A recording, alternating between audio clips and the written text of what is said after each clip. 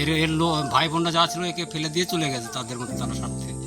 এ এখন বৃদ্ধ হয়ে কানে শোনে না, চলতে পারে না, এই কলার থোর টোর বিক্রি করে কোনো রকম ভিক্ষা টিকা করে এই কাটোয়া প্রদীপ বাজারে গিয়ে দেখার বাজারে যায়, যে এই যে সারাদিন অন্তে ফল পচা ফল কুড়িয়ে পায়, এগুলো নিয়ে এসে যে কোনো রকম জীবনযাপন করে বেঁচে আছে। কিন্তু আজ সেই মানুষটি ঘর করছেন অনাদরে। গ্রামের নেতারা কেউ কিছু দেখে না? না, নেতারা তো একে দেখে সবাই, মানে এর কাছে কেউ আসবে না, কেউ এর জন্য 5 পয়সা কেউ উপকার করবে না। তার কেউ নেই। ভোট বর্তমানে কোথাও দেয় না, আগে দিত শান্তিনগরে, নদিয়ায়। তারপর কানে কিছু শোনে না, কেউ কিছু নাই। এইখানে এসে ওই ঝোপঝাড়ের মতো যখন থাকতো তখন ওর ব্যাগ হারিয়ে গেছে, সব চুরি ফুরিয়ে গেছে, ওর পুরানো কোনো ডকুমেন্টস নাই।